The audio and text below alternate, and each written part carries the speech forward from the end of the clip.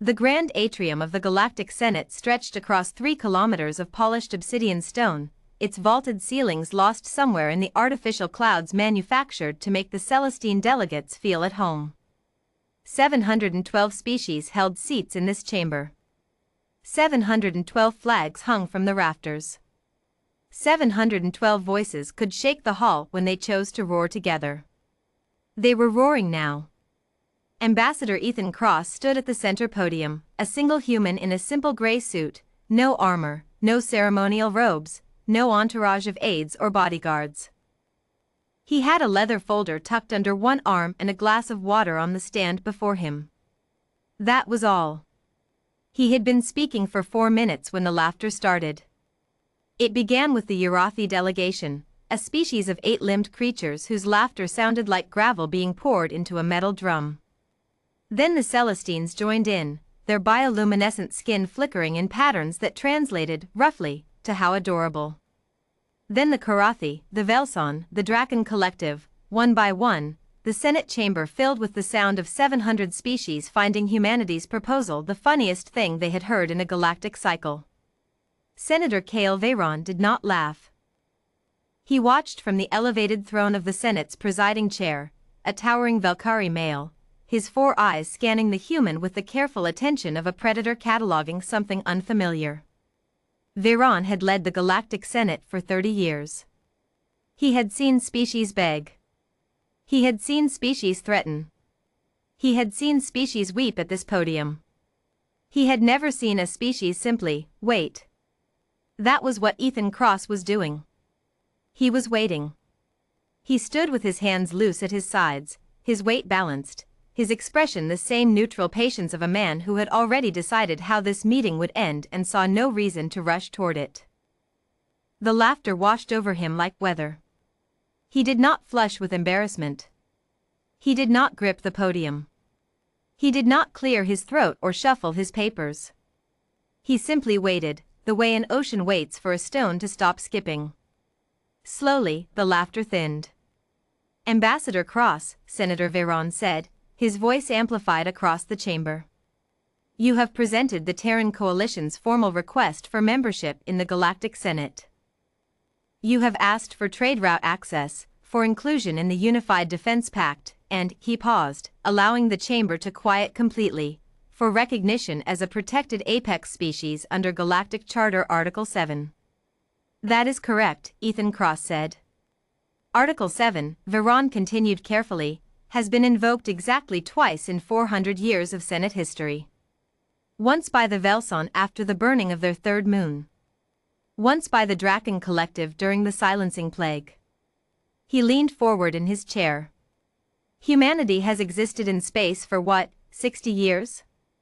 63, Cross said. 63 years.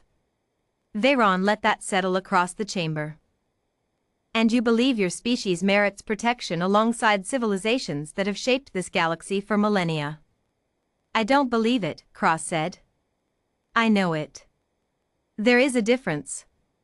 The Urathi started their gravel drum laughter again. Cross opened his leather folder. He removed a single sheet of paper, actual paper, not a datapad, and placed it flat on the podium. 63 years ago, he said, humanity launched its first vessel beyond its home system. At that time, we had no faster-than-light travel. We had no energy shields. We had no directed energy weapons. We had not yet made contact with any other species. He paused. We had, however, survived 2 near-extinction events, 4 global resource wars, 1 engineered pandemic, and a 12-year period we call the collapse, during which our global population dropped by 40%. The laughter was quieter now. Not gone, but quieter.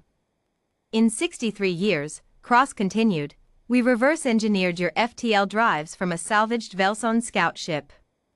We did not steal it, the crew was dead, the ship was drifting, and we asked the Velson ambassador for permission before we touched it. She said yes, assuming we lacked the cognitive architecture to understand the technology. He looked directly at the Velson section of the Senate. We understood it in 11 months. The Velson ambassador sat very still.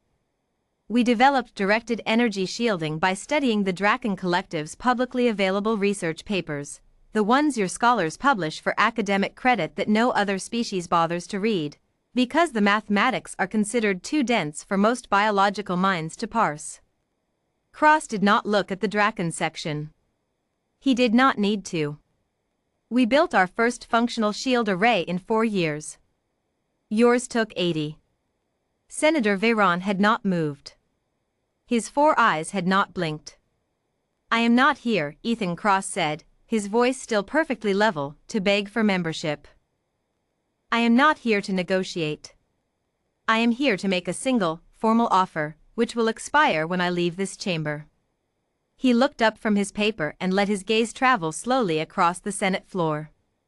The Terran Coalition is prepared to join the Galactic Senate as full members, contribute 30% of our current defense production to the Unified Pact, share the navigational data we have gathered from 17 systems your long-range surveys have not yet reached, and open our research archives, including our work on biological adaptive regeneration, to Senate scientists. The chamber was quiet now. Completely quiet. In exchange, Cross said, we ask for the 3 things I named. Trade routes. Pact inclusion. Article 7 recognition. He closed the folder.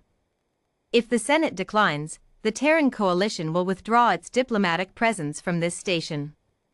We will seal our borders under the Sovereignty Clause. We will cease sharing navigational data. And we will continue, as we have for 63 years, entirely on our own. He picked up his glass of water and drank from it. Senator Veyron watched him set the glass back down. You're threatening us, Veyron said. No, Cross said. I am describing a future. Threats imply that I need something from you to survive. We don't. We survived before we knew you existed. We will survive if you decline. He tilted his head slightly.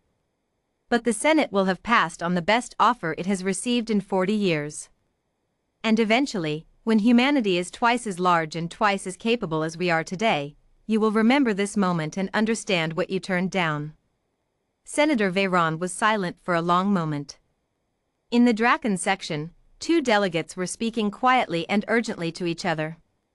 In the Velson section, the ambassador had opened a private datapad and appeared to be running numbers. The Urathi were not laughing. The navigational data, Veyron said carefully. The 17 systems. You have survey-level data on all of them? Mineral composition, atmospheric analysis, gravitational mapping, preliminary habitability scoring. Cross paused. 3 of them are Class 1 habitable. The chamber shifted. A sound ran through it, not laughter. Something else. The low, collective sound of hundreds of species recalibrating. Class 1 habitable worlds were the rarest resource in the galaxy. The Senate had spent 2 centuries cataloging and distributing the 11 known examples. 3 more would trigger territorial negotiations that would occupy the Senate for a generation. You found 3, Veyron said. We found 3 in our first systematic survey pass, Cross said. We haven't finished the second. The silence in the grand atrium was now a completely different kind of silence than the laughter that had filled it 20 minutes ago. That silence had been dismissal. This silence was the sound of 712 species doing mathematics. Senator Veyron stood from the presiding chair. It was a gesture that, in 400 years of Senate tradition, meant only one thing, a call for formal deliberation. The Senate will recess, he said. 2 standard hours. I'll be at the docking port, Ethan Cross said. He picked up his leather folder and his glass of water. We leave in 90 minutes. He turned and walked toward the chamber exit. His footsteps were quiet on the obsidian floor.